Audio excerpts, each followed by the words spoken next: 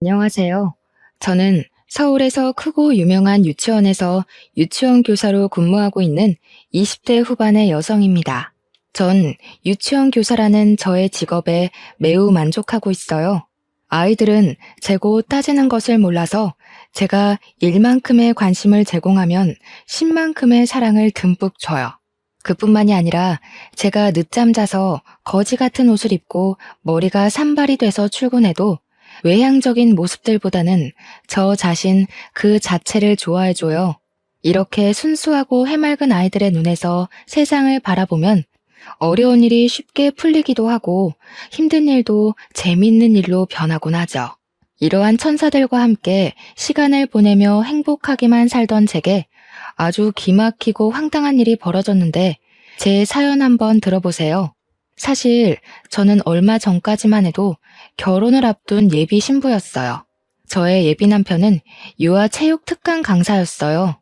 제가 근무하고 있는 유치원은 일주일에 한 번씩 외부에서 특강 강사가 와서 체육 특강을 해요. 우리 유치원은 체육 특강 시간이 되면 아이들도 선생님도 너무 좋아해요. 아이들은 매일 보던 선생님이 아닌 새로운 선생님과 마음껏 뛰어놀 수 있으니 좋고, 선생님들은 특강 선생님이 아이들과 신나는 시간을 보내주시니 수업에 대한 부담감이 줄어들어서 좋아요. 게다가 체육 특강은 여자들만 있는 유치원에 남자 선생님이 오시니 뭔가 기분 전환도 되고 약간은 설레는 그런 시간이에요. 예비 남편이 진행했던 체육 특강은 아이들의 신체를 더 많이 움직이게 하려고 미니 허들이나 뜀틀과 같은 큰 체육 교구를 펼쳐놓고 진행돼요. 그러다 보니 수업 준비와 마무리를 하는데 시간이 꽤 많이 필요하여 막내인 제가 강사가 오면 함께 수업 준비도 하고 뒷정리도 도와주고 했었어요. 사실 저는 보조 담임이라 제가 잠시 자리를 비워도 주 담임 선생님이 아이들을 봐주실 수 있기에 저는 아이들도 보면서 유치원의 잡다한 업무들을 담당하고 있었거든요. 하루는 언제나 그래왔듯이 체육 특강을 마치고 예비 남편과 저 둘이 강당에 펼쳐진 체육 교구들을 정리하고 있었어요. 한창 정리하는데 갑자기 예비 남편이 제게 다가오더니 명함을 주었어요. 이게 뭐냐고 하니 자기 명함인데 물어볼 것이 있으니 이 번호로 전화달라고 기다리겠다고 하더라고요. 무슨 일인가 싶어 그날 퇴근하며 바로 전화했더니 아주 중요한 이야기라며 만나서 얘기하자는 거예요. 그래서 집 근처 카페로 오라고 했어요. 카페에 가니 예비 남편도 주차하고 올라오고 있더라고요. 같이 카페로 들어가서 나란히 서서 주문을 하다가 힐끗 봤는데 평소처럼 운동복이 아닌 깔끔한 셔츠에 슬랙스 바지를 입고 나왔어요. 그런데 키도 크고 몸도 좋아 보이는 것이 사람이 달라 보이더라고요. 우리는 생과일 주스 2잔을 주문한 뒤 창가 자리로 앉았어요. 중요한 일이 무엇이냐고 물으니 우리 유치원 아이들 이야기만 주저리 하더라고요. 이야기를 들으며 이것이 중요한 이야기인가 싶더라고요. 이 사람 뭐지 하는 생각이 드는 순간 갑자기 이 아이들은 종일 저랑 같이 있어서 좋겠다는 거예요. 무슨 뜻이냐고 했더니 아이들과 순수하게 웃는 모습이 참 예쁘다며 애인이 없다면 한번 진지하게 만나보고 싶다는 거예요.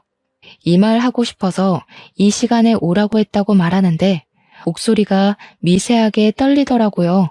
그 당시 예비 남편의 떨리는 목소리가 저의 심장도 두근거리게 했고 우리는 그렇게 연인 사이가 되었어요.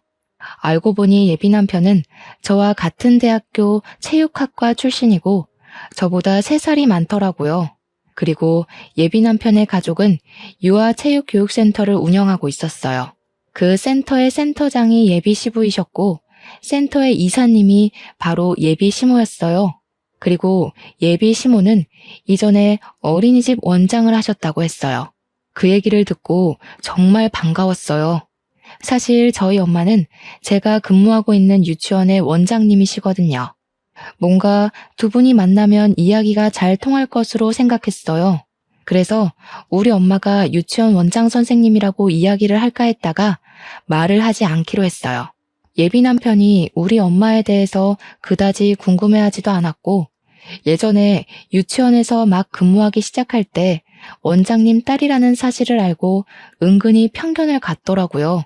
지금은 다들 너무 잘해주시지만 그 당시 너무 상처를 많이 받아서 나중에 결혼을 앞두면 그때 말해야겠다고 생각했어요. 우리가 연인이 된 지 6개월 정도 지났을 무렵이었어요. 예비 남편의 체육 특강 다음 날 분명히 같이 강당을 다 정리했는데 체육 교구 한 세트가 강당 구석에 있는 거예요. 원장님인 엄마한테 말씀드리니 중요할 텐데 이게 왜 여기에 있냐며 지금 바쁜 일 없으면 제가 직접 센터로 갖다 주라는 거예요. 저는 바로 교구를 챙겨 센터로 향했어요. 센터에 도착하니 중년의 여성분이 있으셨어요. 그분은 바로 예비 남편의 어머니, 즉 예비 시모였어요. 안녕하세요. 저는 보라 유치원의 교사입니다. 어제 이지훈 선생님께서 우리 유치원에 수업하셨는데 이 교구를 놓고 가셔서 전달해 드리러 왔습니다. 보라 유치원? 혹시 김지아 씨 되세요? 네, 맞아요. 제 이름을 어떻게 아세요? 지훈이한테서 얘기 들었어요. 지금 사귀고 있는 것도 다 알아요. 이렇게 만나서 반갑네요. 예비 시모는 반갑다고 말하며 위아래로 저를 싹 훑어보셨어요. 처음 보는데 훑어보는 게 기분이 조금 그랬지만 그래도 사랑한 남자의 엄마를 처음 뵌 자리니 공손히 인사를 드렸어요. 처음 뵙겠습니다. 지훈 오빠랑 만나고 있는 김지아입니다. 그런데 우리 지훈이가 지아씨 얘기할 때 센스도 있고 성격도 좋다던데 옷 입는 센스는 좀 별로네? 제 옷이요? 제 옷이 좀 그런가요? 무슨 뜻으로 그런 말씀을 하시는 것인지 잘 모르겠어요. 지훈이가 얘기하는 거 들었을 때는 옷도 잘 입고 잘 꾸미고 그럴 줄 알았는데 아닌 것 같아서. 보육교사면 학부모도 만나고 해야 하는데 옷을 좀 잘 입어야 하지 않나? 사실 제가 아직 보조교사라서 학부모를 직접 만날 일이 거의 없어요. 그리고 아무래도 아이들과 몸으로 많이 놀다 보니 저도 모르게 예쁜 옷보다는 편한 옷을 입게 되더라고요. 하긴 애들이랑 놀려면 편한 옷이 좋긴 하지. 아무튼 이거 교구 직접 갖다 줘서 고마워요. 센터에서 인사하고 나오는데 처음 보는 자리에서 예비 시모가 제가 입은 옷에 대해 이러쿵저러쿵 얘기하는 것에 대해 기분이 썩 좋지 않더라고요. 이날 퇴근길에 예비 남편에게 전화를 걸어 오늘 예비 시모를 만난 이야기를 했어요. 나 오늘 오빠 회사에 가서 어머니 뵀어. 진짜? 우리 엄마 봤어? 어땠어? 솔직히 조금 그랬어. 내 옷이 별로라고 하시더라고. 뭐 사실 유치원 출근할 때 옷을 편하게 입긴 해. 그런데 처음 보는데 옷 입는 센스가 없다고 하시는데 기분이 좋지는 않더라고. 대놓고 그런 얘기를 했다고? 설마 다른 얘기했는데 네가 너무 예민하게 받아들인 거 아니야? 아니야, 진짜 그렇게 얘기하셨어. 그래? 사실 엄마가 좀 말을 툭툭 내뱉으시기는 해. 그런데 말만 그러지 마음은 안 그러셔. 게다가 옛날에 어린이집 원장님도 하셔서 보육교사들의 마음 누구보다 잘 아셔. 너무 속상해하지 마. 예비 남편과 통화를 하고 나서도 기분이 영 그랬어요. 사실 제가 이런 이야기를 하면 예비 남편은 당연히 제 편을 들어줄 줄 알았거든요. 그런데 제 편을 들어주기는커녕 우리 엄마가 그런 얘기를 할 뿐이 아니라며 엄마 편을 드는데 기분이 좋지는 않더라고요. 그런데 이날 이후로 예비 남편의 행동이 뭔가 묘하게 달라졌어요. 저희 둘 다 평일에는 늦게 끝날 때가 많아 거의 주말에 만났거든요. 원래는 토요일, 일요일 둘 다 만나서 데이트를 했는데 갑자기 결혼식이다, 집안에 일이 있다, 먼 친척이 해외에서 들어왔다며 매주 주말 이틀 중 하루만 만나려는 거예요. 일이 있으니 못 만나는 건 어쩔 수 없었지만 이해가 가지 않는 것은 만나지 않은 날에는 연락이 거의 되지 않더라고요. 전화해도 받지 않았고 카톡을 하면 반나절이 지나서야 답장이 오더라고요. 왜 전화나 카톡을 못했느냐고 물으면 가족들과 같이 뭐 하고 있었다고 얼버무리는데 뭔가 좀 이상하고 섭섭하기도 했어요. 벌써 사랑이 식었나 하는 생각이 들기도 했죠. 그런데 또 막상 만나는 날에는 제가 사랑을 듬뿍 받는 여자라고 느껴질 만큼 잘해주기도 하고 함께 있는 시간이 너무 재밌었어요. 그러나 다음 주 주말이 되면 예비 남편은 이틀 중에 하루는 일이 생겨 만나지 못했고 그날은 또 연락이 끊겼었어요. 이렇게 매주 주말 이틀 동안 저의 감정은 냉탕과 온탕을 오가며 아슬아슬한 만남을 이어갔어요. 우리가 만난 지 어느덧 1년 정도가 지나고 대학교 동기이자 가장 친한 친구인 지연이라는 친구가 연락이 왔어요. 결혼식 날짜를 잡았다고 청첩장을 주겠다며 주말에 만나자고요. 저는 당연히 알겠다고 하고 약속한 주말이 되어 오랜만에 지연이를 만났어요. 일상 이야기를 한창 하다가 지연이가 제게 만나는 사람이 없냐고 물어보더라고요. 저는 유아체육특강 강사이고 우리보다 3살 위인 같은 대학교 선배라고 하며 예비 남편과 찍은 사진을 보여줬어요. 그런데 사진을 보던 지연이가 고개를 갸우뚱하는 것이 아니겠어요? 이상하다.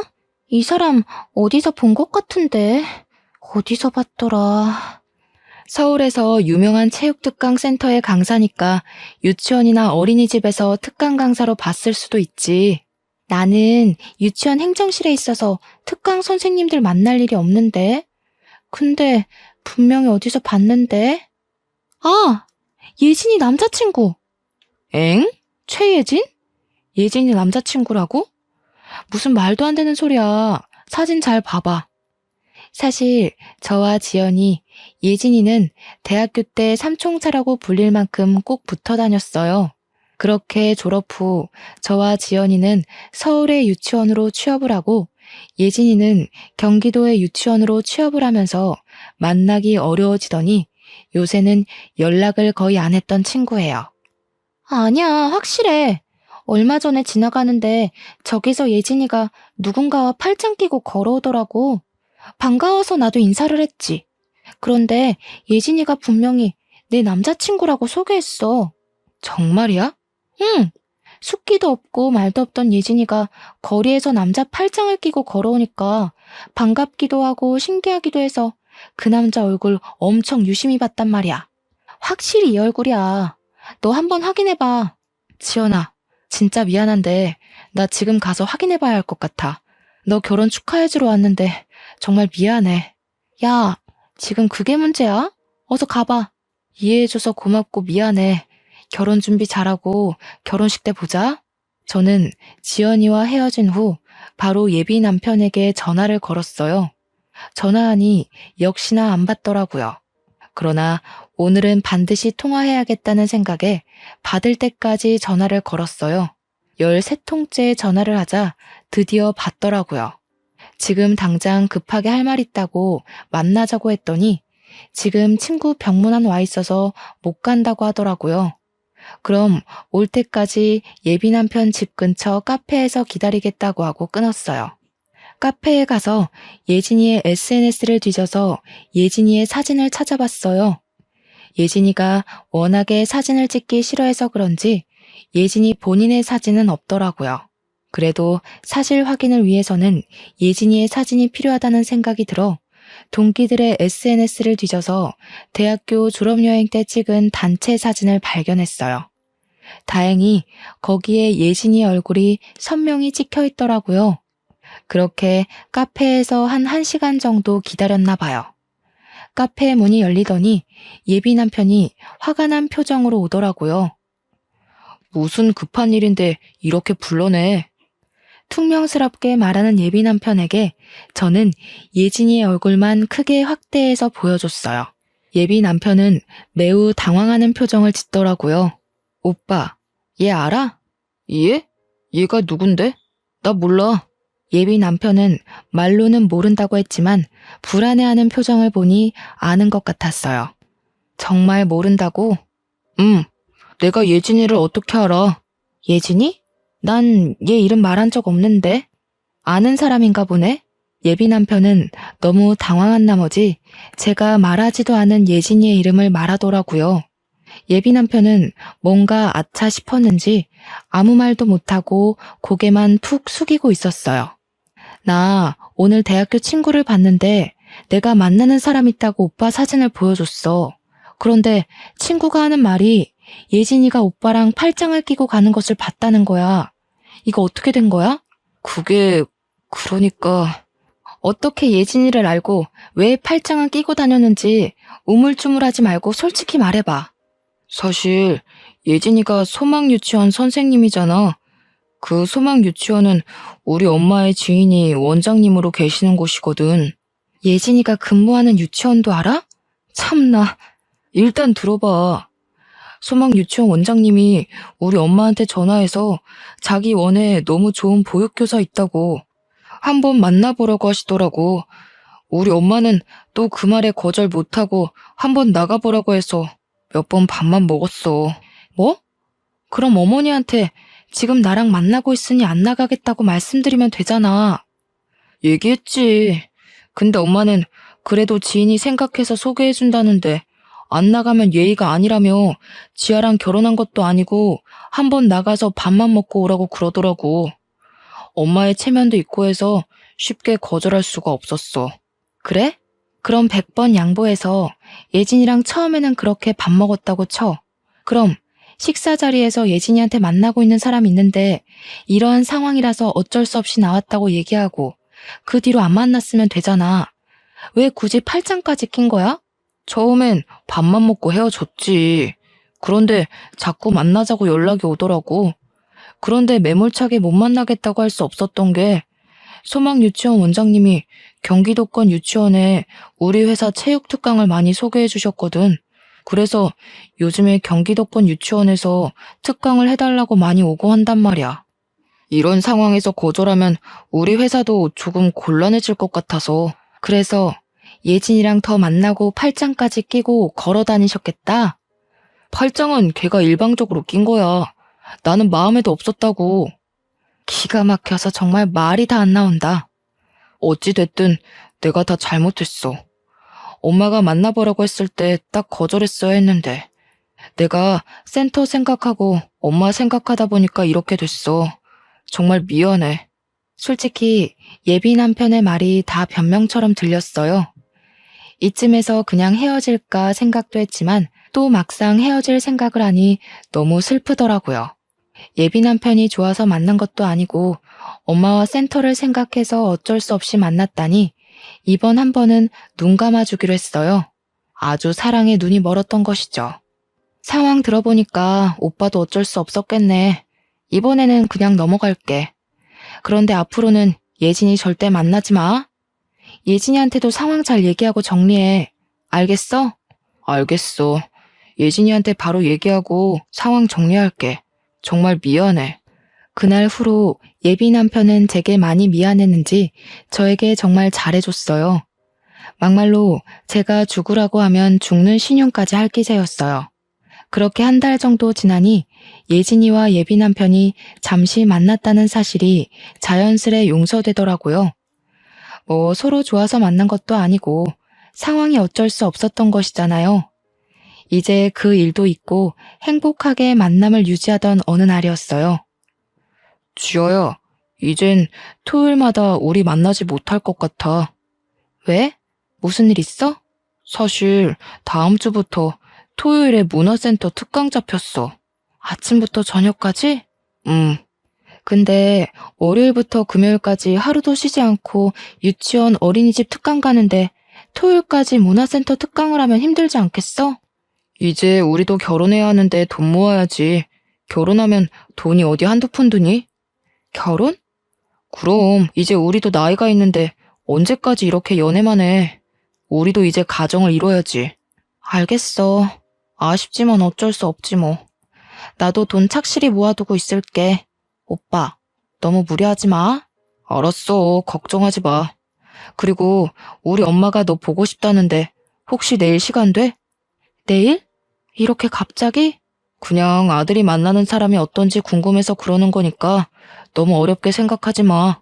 너무 갑작스러운 제안이었지만 그래도 이제 결혼도 생각해야 하고 예비 남편의 가족들이 궁금하기도 해서 다음날 바로 예비 남편의 집에 가기로 했어요.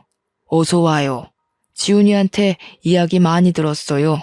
예쁘게 봐주셔서 감사합니다. 과일 좀 사왔어요. 집에 과일도 많은데 어쨌든 사왔으니 잘 먹을게요. 고마워요. 예비 시부는 어서 오며 반갑게 맞이해 주셨지만 예비 시모는 뭔가 불만이 가득한 표정으로 저를 바라보셨어요. 편하게 먹으라고는 하지만 전혀 편하지 않았던 식사가 마치고 제가 사온 과일과 커피를 마시는데 예비 시모가 계속 저를 위아래로 훑어보시더라고요. 지아 씨 부모님은 뭐 하세요? 저희 아버지는 중소기업에 다니시고 저희 엄마는 보라 유치원 원장님이시라고 말하려는데 예비 시모가 말을 가로막았어요. 중소기업? 중소기업이면 돈 얼마 못 버시겠네? 그래도 생활에 부족하지는 않게 월급 많이 받으세요. 그래봤자 중소기업 월급이 거기서 거기지 뭐. 그래서 그런가 지아 씨는 예전에 센터에서 처음 봤을 때도 옷이 좀 그러더니 오늘도 그러네. 난 그래도 예비시댁에 처음 인사 오는 자리인데 백화점 명품 옷은 아니더라도 좀 좋은 옷 입고 올 줄 알았는데. 사실 제가 패션에 별로 크게 관심이 없어요. 그래서 꾸밀 줄도 잘 모르고요. 그래도 여자인데 좀 꾸미고 다녀야지. 안 그래? 그러다가 나중에 남편이 바람나면 어쩌려고. 엄마, 난 그래도 지아 자체가 좋아서 바람 안 펴. 지아가 결혼해서 주름살이 자글자글해져도 주름살마저 사랑할 거야. 지금이야 한창 뜨거울 때니까 그러고. 젊은 애가 시댁이 될지도 모르는 집에 처음 오는데 집에 있던 옷을 입고 온다는 게 말이 되니? 없어 보이게. 사실 오늘 이 자리가 편한 자리는 아니잖아요.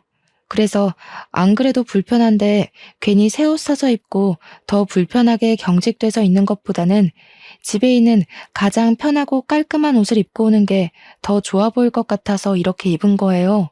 그래, 일단 알았다. 근데 그래도 아버지가 중소기업에 다니시는 게 조금 걸리네. 노후 준비는 제대로 되셨는지 몰라. 사실 저희 아빠 중소기업이기는 하지만 그 기업의 초창기 멤버예요.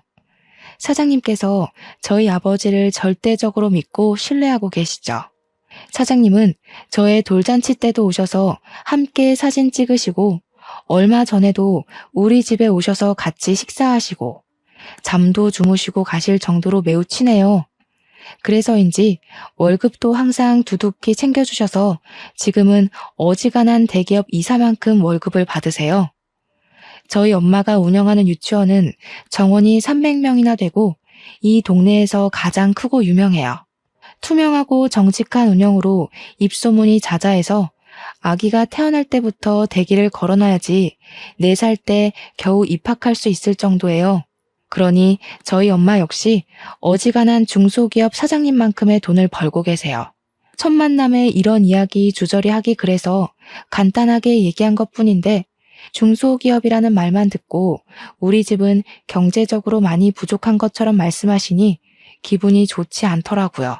솔직히 가정 형편도 그렇고 너 옷 입는 것도 그렇고 완전히 내 마음에 쏙 들지는 않지만 우리 아들이 널 너무 좋아하고 없으면 못 살겠다니까 결혼은 허락하마. 그런데 우리 집 뭐 하는 집인 줄은 알지? 네, 이 동네에서 유명한 유아체육특강 전문센터로 알고 있어요. 그래, 우리 집 엄청 오래되고 유명하지. 또 우리 친척들도 아주 잘 나간단다. 친척들 대부분이 의사, 변호사, 교사, 흔히 말하는 사자 들어가는 직업이야. 아, 잠깐만. 예비 시모는 이렇게 말하고는 안방으로 들어가셨어요. 저는 예비 시모가 왜 이런 이야기를 이렇게 하시나 의아했어요. 잠시 뒤 예비 시모는 종이 한 장을 들고 나오셨어요. 그래서 말인데 이것 좀 봐봐. 예비 시모가 건네준 종이에는 친척들의 혼수 목록이 빼곡히 적혀 있었어요. 혼수가 좀 많지? 그런데 어쩌겠니? 사업하는 집안은 이 정도 다 한단다. 그런데 중소기업 월급으로 이걸 다 준비할 수 있으려나 모르겠네. 일단 너희 부모님께 말씀드려보고 다시 얘기해보자꾸나. 솔직히 말해서 친정 부모님 앞으로 된 땅도 있고 할아버지 유산도 있고 부모님이 절대 적지 않은 월급을 받으시니 혼수를 하는 것은 크게 문제되지는 않았어요. 그런데 예비 시모가 말끝마다 경제적으로 은근히 저희 부모님을 깎아내리시는 태도가 마음에 들지 않았어요.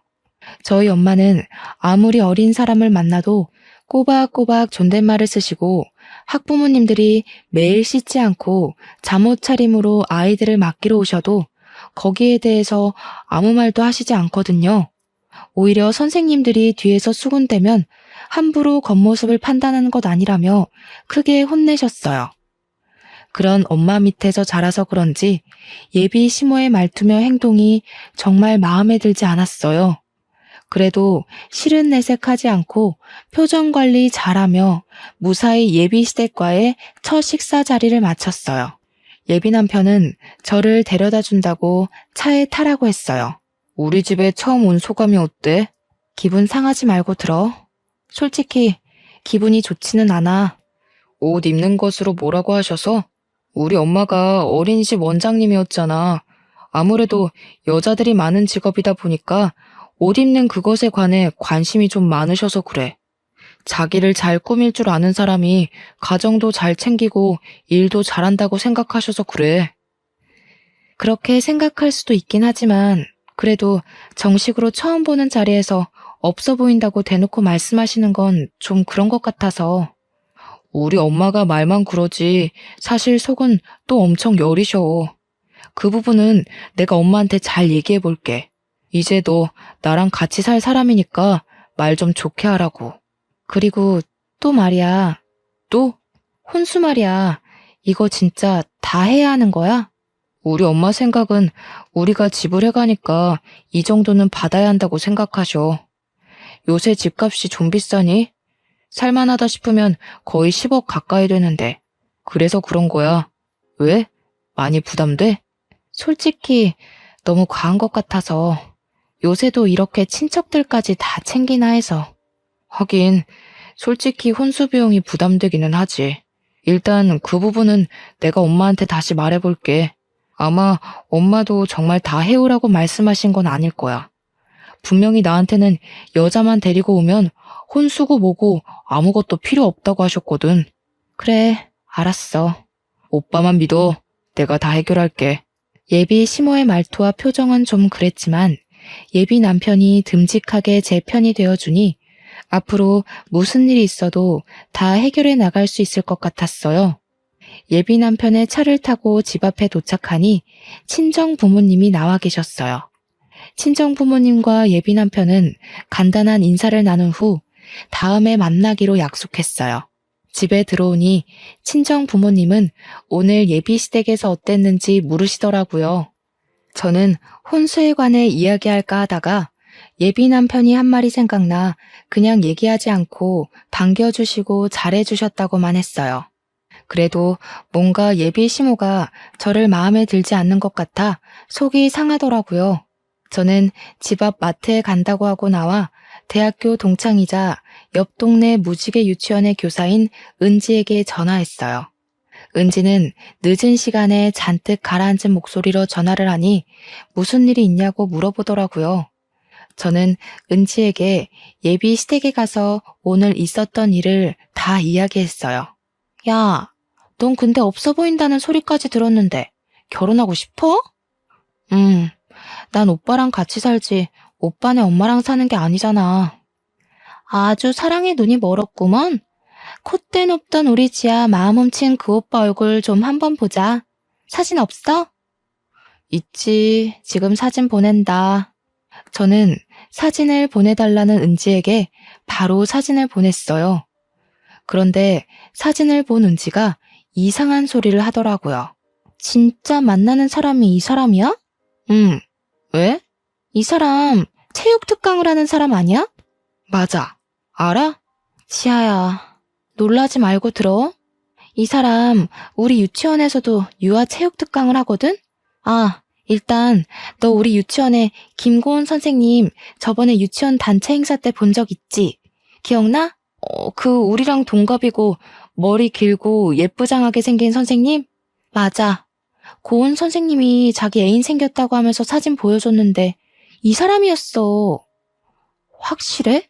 우리가 이 선생님 특강을 얼마나 오래 했는데 설마 얼굴을 모르겠니? 그래서 우리 원에서 특강 선생님이랑 눈 맞았다고 얼마나 놀려댔는데. 저는 은지의 말에 손이 덜덜 떨리고 심장이 벌렁거려서 그 자리에 주저앉았어요. 지아야, 괜찮아? 응, 괜찮아. 근데 정말 충격이네. 네가 결혼을 생각하고 만난다길래 얘기했어. 충격적이겠지만 한번 잘 알아봐. 너만 괜찮다면 고은 선생님한테 내가 이야기할 테니까 한번 만나보고. 저는 이 상황이 너무 기막히고 황당했어요. 예비 남편은 이미 다른 여자를 만난 전적이 있는 사람이잖아요. 그때는 분명히 엄마의 체면과 센터를 생각해서 어쩔 수 없이 만났다고는 했지만 정말 그런 것인지 아니면 본인이 원해서 만난 것인지 하는 의심이 생기더라고요. 그 일 후로 갑자기 문화센터 특강을 잡은 것도 뭔가 수상쩍고요. 저는 저와 김고은 선생님 그리고 예진이 셋이서 만나 정확한 상황을 확인해 봐야겠다고 생각했어요. 은지에게 다시 전화를 걸어 김고은 선생님 전화번호를 알아낸 후 다음날 셋이 카페에서 보기로 약속을 잡았어요. 제가 먼저 이지훈이라는 유아체육 강사를 아느냐고 물어봤어요. 그랬더니 예진이는 이 사람이랑 결혼하려고 얼마 전에 상견례를 하고 결혼식 날짜를 잡았고 김고은 선생님은 어제 만나서 결혼하자고 약속을 했다고 하고요. 그 이야기를 듣고 저는 어제 지훈이 오빠 집에 다녀오고 상견례 날짜를 잡았다고 하니 예진이와 김고은 선생님이 깜짝 놀라더라고요. 예진아, 혹시 너한테도 그 엄마라는 사람이 혼수 목록 쫙 뽑아서 줬어? 그거 해야 한다길래 알겠다고 했지. 좀 과하긴 하더라고. 설마 우리 중에 혼수 다 해오는 집이랑 결혼시키려고 그러는 건가? 참네. 과한 혼수 목록 뽑아놓고 이거 다 해줄 수 있는 집이랑 결혼하려고 그러는 건가? 아들 결혼시키면서 한몫 단단히 챙기려고? 진짜 이거 쓰레기 집안이네. 가만둘 수 없어. 지금 전화해서 따질까? 우리 셋은 그 집안 사람들에게 놀아났다는 생각에 너무 화가 났어요. 상견례까지 하고 결혼 날짜까지 잡았다는 것은 우리뿐만 아니라 우리 가족까지 가지고 논 것이잖아요. 정말 화가 너무 나서 일방적으로 그냥 헤어지자고 하기엔 뭔가 속이 후련하지가 않았어요. 정말 깜짝 놀랄 복수를 하고 싶었죠. 저희는 셋이 모여 그들에게 복수할 계획을 짰어요. 우리 셋이 만난 그 다음 주가 제 상견례 날이었어요. 제가 상견례를 위해 예약한 식당은 룸이 있는 한 식당이었거든요. 원래는 단독 룸으로 예약했는데 가운데 미닫이 문이 있는 장소로 예약을 변경했어요. 즉, 가운데 문을 열면 대규모 룸이 되고 가운데 문을 닫으면 2개의 룸이 되는 곳이었죠. 그곳에서 한쪽에는 제가 상견례를 하고 다른 쪽에는 예진이와 예진이 부모님, 고은이가 다 대기를 하고 있다가 결정적인 순간에 다 같이 나와 이 사람들을 놀라게 하며 복수하기로 했어요. 그날 복수할 계획을 철저히 세운 후 집에 들어와 부모님께 사실 예비 시댁은 이런 사람들이었고 나는 이 사람과 결혼을 못할 것 같다고 파혼하겠다고 했어요. 그리고 우리의 복수 계획을 낱낱이 말씀드렸죠. 부모님은 처음에는 굳이 이렇게까지 일을 벌여야겠냐며 사람 일은 나중에 어떻게 될지 모르니 그냥 조용히 헤어지라고 하셨어요. 저는 저한테만 그러면 이렇게 화도 나지 않겠지만 우리 가족들까지 이 사람들이 가지고 논 것 같아서 너무 화가 나서 견딜 수가 없다고 말씀드렸어요. 부모님은 저의 이야기를 듣고 제 계획에 동의하셨어요. 드디어 대망의 상견례 날이 다가왔어요. 우리 가족과 예진이네 가족, 고은이는 1시간이나 일찍 와서 가운데 미닫이 문을 닫고 그들을 기다리고 있었어요. 약속한 시간이 되고 예비 시댁 가족이 왔어요.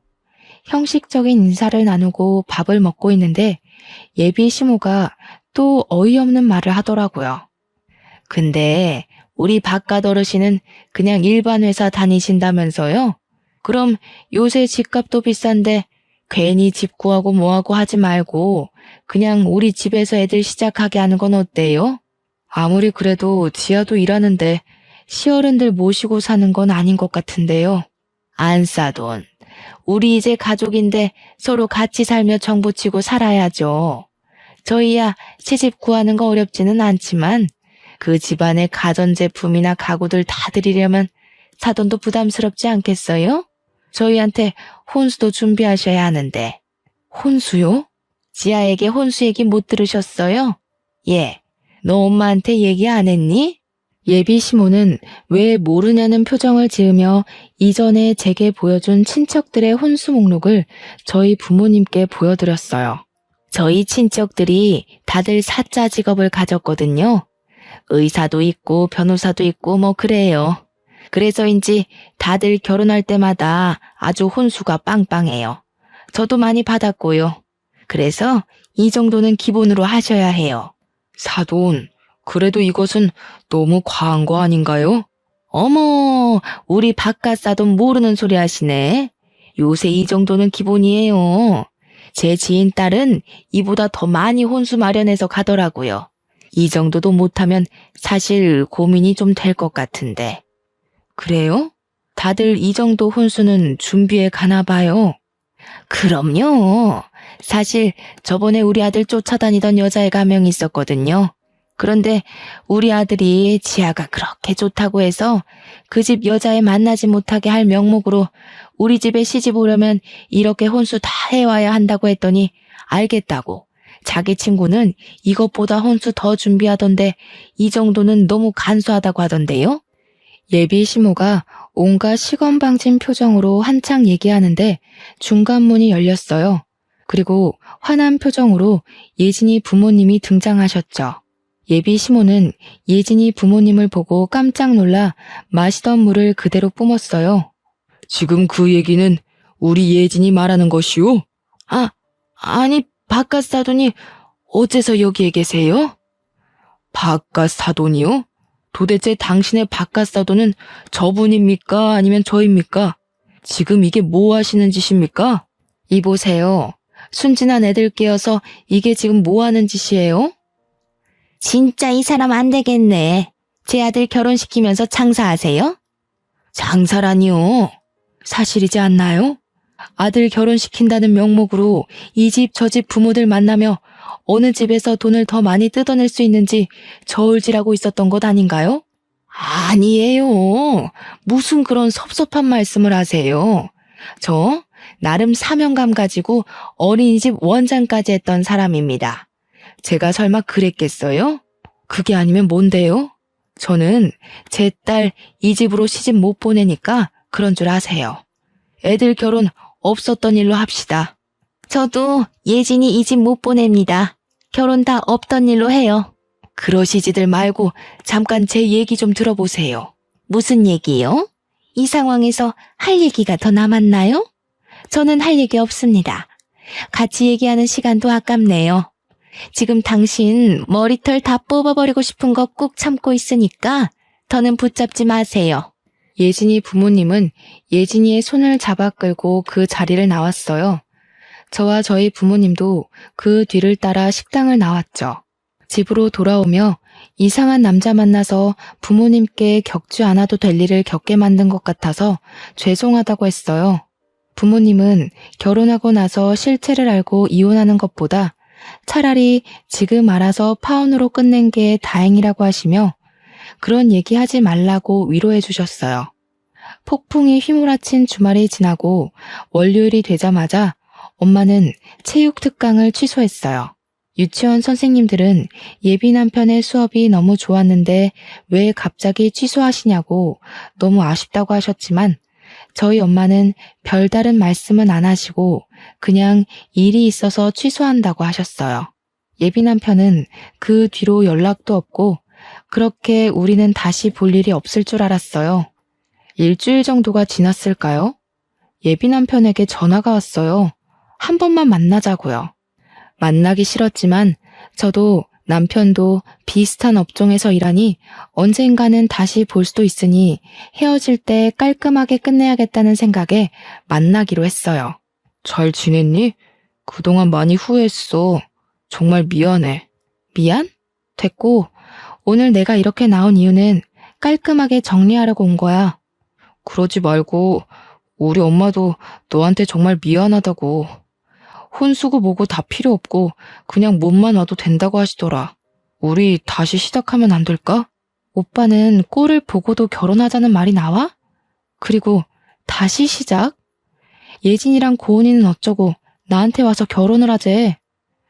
엄마의 부탁에 어쩔 수 없이 예진이도 보고 고은이도 만났지만 항상 내 마음속에는 너뿐이었어. 진짜야. 엄마의 부탁? 오빠는 엄마가 부탁하면 결혼도 하고 이혼도 하겠다. 그치? 말도 안 되는 소리 하지 말고 난 간다. 우리 이제 2번 다시 보지 말자. 이렇게 저와 예비 남편은 헤어졌어요. 이제 정말 이대로 끝인 줄로만 알았어요. 저는 다시 예전처럼 저만 바라봐주는 아이들을 보며 마음의 상처를 치유하고 있었죠. 그렇게 며칠이 지났는데 유치원에 올 사람이 없는데 유치원에 벨이 울리더라고요. 저와 엄마가 인터폰을 보니 어떻게 알았는지 예비 시모가 있는 것이 아니겠어요? 엄마는 더는 할 말도 없고 지금 수업 중이니 가시라고 했어요. 그런데 나올 때까지 기다리겠다는 거예요. 솔직히 학부모들이 이 모습을 보면 곤란할 것 같아 저와 엄마는 일단 나갔어요. 무슨 일이시죠? 지금 아이들 있으니 오랫동안 얘기 못해요. 예, 그러시죠. 본론만 바로 말씀드릴게요. 사실 우리 센터가 여기 유치원과 계약이 안 되면 수익이 전혀 나지가 않아요. 아시잖아요. 특강을 하는 업체들은 유치원이 계약 해지되면 그 길로 먹고 살 방법이 없는 거. 그래서 아들이 유치원과 좋은 관계 유지해서 센터 좀 잘 운영해보고자 하는 욕심에 그랬던 거예요.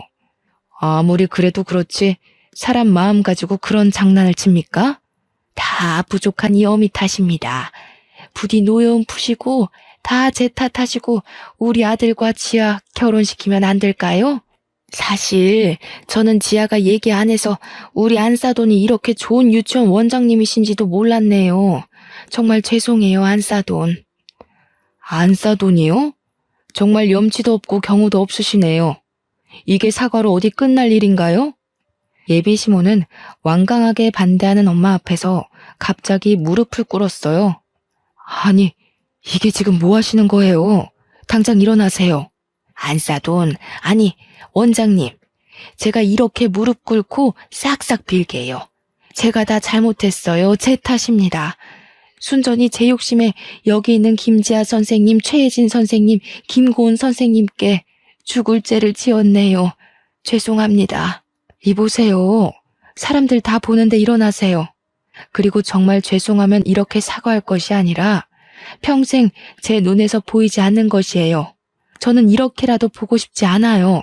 그땐 제가 잠시 미쳤었나 봅니다. 사실 제 아들의 바람길을 알고 3명의 유치원 선생님을 만난다고 했을 때 처음에는 반대했어요. 그런데 한편으로는 친척들이 부유한 며느리를 얻어 혼수를 엄청 많이 받는 것을 보니 저희도 며느리에게 조금이라도 더 혼수를 받고 싶었어요. 물론 유치원과의 관계도 더 좋게 유지하고 싶었고요. 그래서 제 욕심에 3명의 선생님 다 만나보고 가장 우리에게 이익이 되는 집안으로 정하자고 했었어요. 제가 정말 미쳤었나 봐요. 죄송해요. 정말 더는 못 듣겠네요. 제발 가세요. 이제 조금 있으면 하원 시간이라 학부모님들 오십니다. 계속 이러고 계시면 경찰 부를 거예요. 한참을 무릎 꿇고 싹싹 빌던 예비 시모는 제가 정말 경찰을 부르는 신용을 하자 그제야 가셨어요.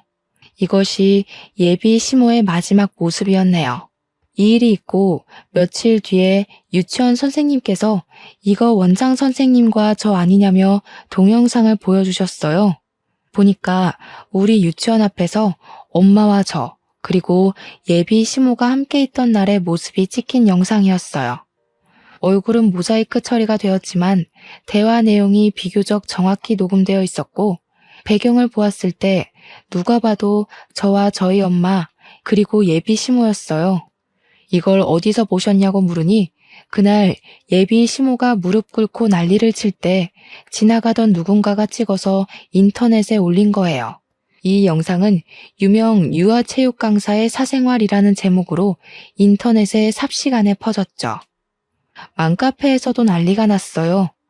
아이들을 가르친다는 특강 강사가 무려 3달이나 걸쳐서 파혼당한 내용까지 퍼지고 센터 이름 예비 시모와 예비 남편의 얼굴까지 예비 시댁의 신상이 탈탈 털렸어요. 맘카페 회원들은 감히 남의 가정을 파탄내는 강사에 우리 아이들을 맡길 수 없다며 예비 시댁이 운영한 센터의 특강 수업을 거부하는 사태가 벌어졌어요. 이에 유치원과 어린이집도 학부모들이 이렇게까지 결사반대를 하니 어쩔 수 없이 모두 센터와의 계약 해지를 했어요. 그래서 결국 저의 시댁이 될 뻔했던 센터는 쫄딱 망해서 문을 닫고 지금은 어디에서 뭐하고 살고 있는지도 모르는 상황이랍니다. 여기까지가 저의 파혼 이야기입니다. 이번 일을 겪으면서 겉모습으로 사람을 섣불리 판단하지 않고 모든 사람을 존중하며 사셨던 훌륭하신 부모님께 평생에 잊지 못할 상처를 드린 것 같아 너무 죄송스러울 따름이에요. 부모님께 이런 말을 하면 결혼 전에 미리 한 것이 다행이니 그런 말 하지 말라고 하시는데 그래도 여전히 큰 불효를 저지른 것 같아 죄송하네요. 저는 이제 유치원에서만큼은 저를 엄마로 생각하고 제가 어떤 옷을 입고 못생긴 표정을 지어도 저를 보며 활짝 웃어주는 순수한 보라 유치원 아이들만 바라보고 살려고요. 물론 이러다 정말 운명의 상대가 제 앞에 나타나서 결혼을 생각할지도 모르겠어요. 그러나 또다시 그런 기회가 온다 해도 지금처럼 사랑에 눈이 멀어 부모님의 가슴에 못을 박는 일은 절대 하지 않을 거라 다짐을 해봅니다. 마지막으로 항상 제 편이 되어주시고 누가 봐도 정직한 삶을 살아오신 우리 부모님 너무 사랑합니다. 그리고 언제나 나를 웃게 하는 보라 유치원 아기들아, 너희들은 내 삶의 활력소란다. 사랑해. 지금까지 저의 사연 들어주셔서 감사합니다.